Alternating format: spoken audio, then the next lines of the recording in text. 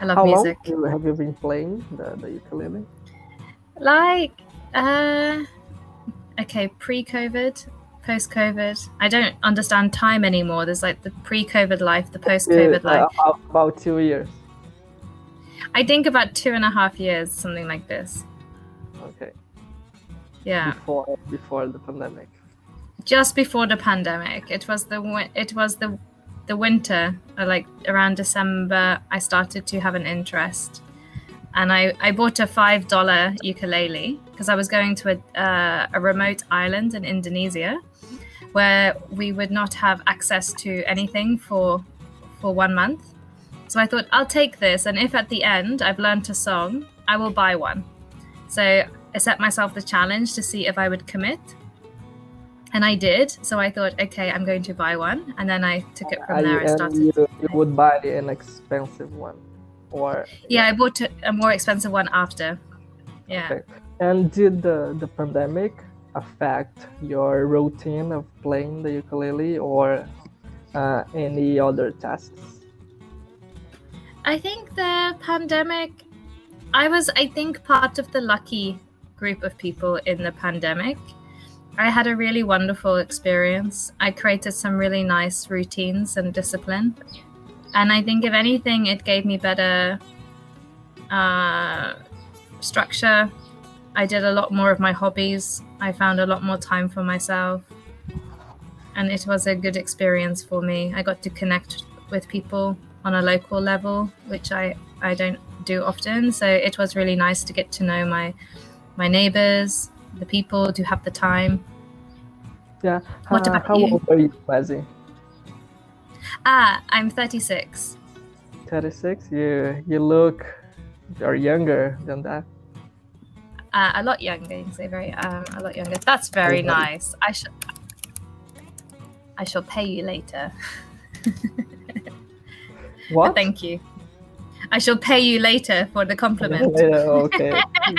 There's no need to do that. So yeah, it was nice. How was the pandemic for you? I guess you were in the military during this time. I were in the military, so I didn't have to get locked at home. Did I say I were? I were, yeah, I was. It's okay. I didn't want to interrupt you. Okay, but it's a huge mistake. I couldn't. No, couldn't commit. It's super small. This, yeah.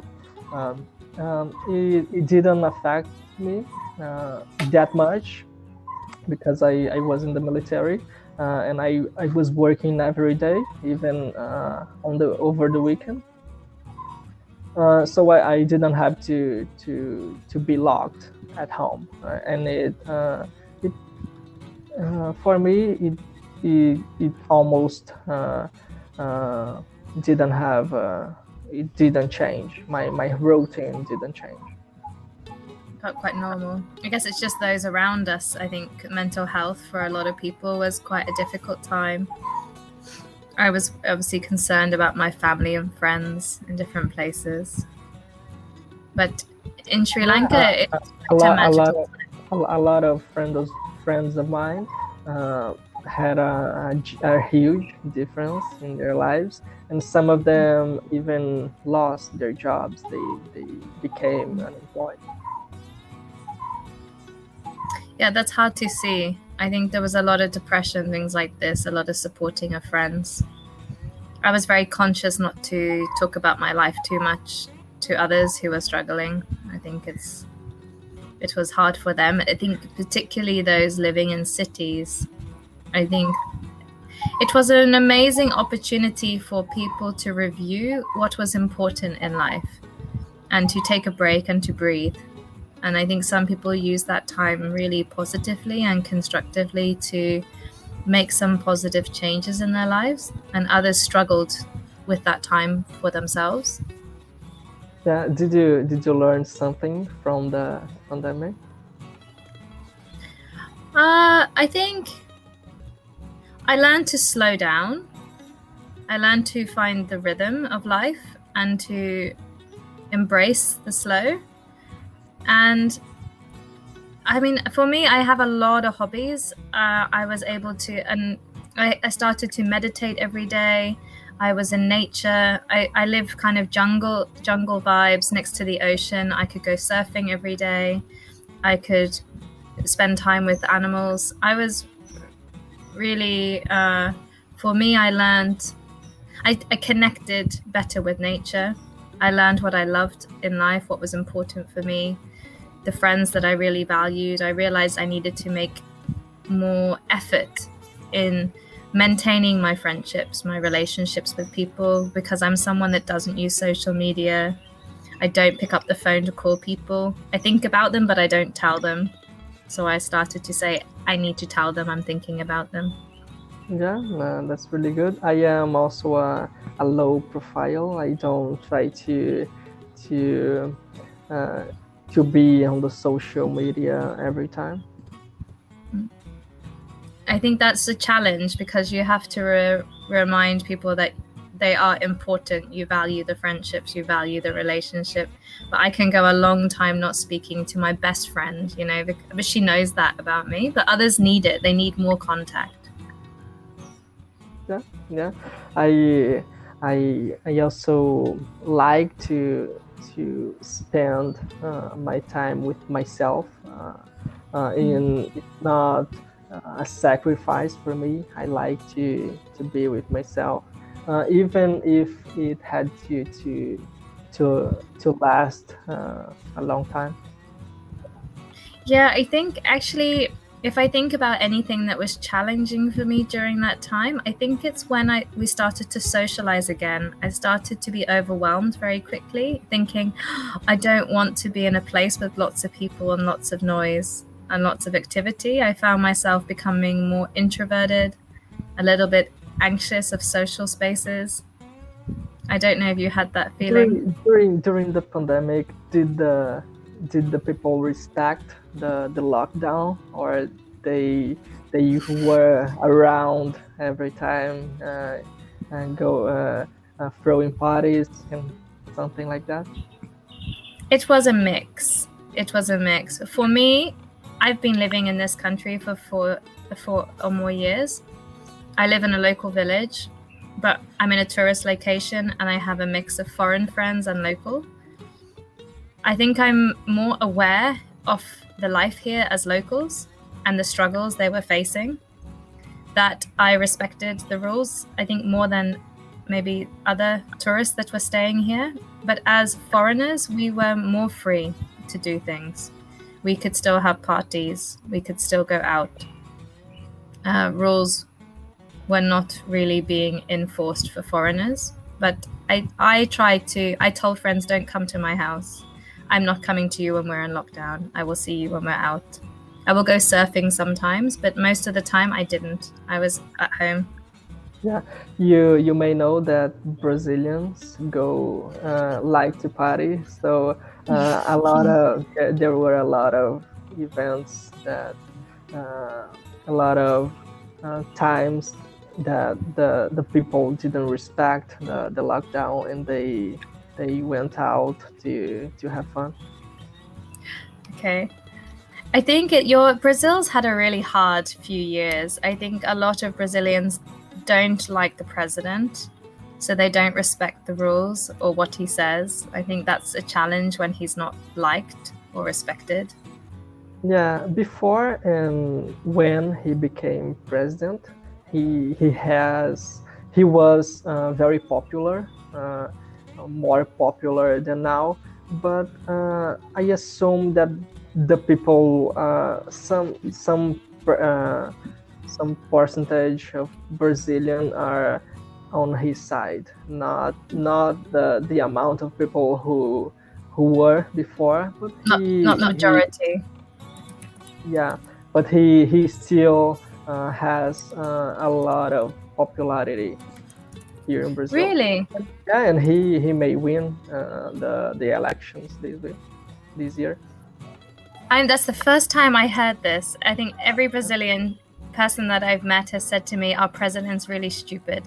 Yeah, and we but can't wait for him to go. it's the truth. Some people don't respect and think that he's dumb and he doesn't know how to run the country, but he's popular. Yeah, he's still popular.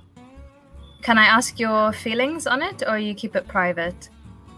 There's no need to keep it private. I voted for him in the last election, and I between the people who are between the contendant the yeah The other competitors, or the between all the guys who are going for president.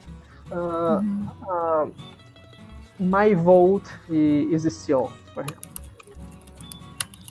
okay, so compared to the other candidates, That's the I better couldn't word. think of the word either.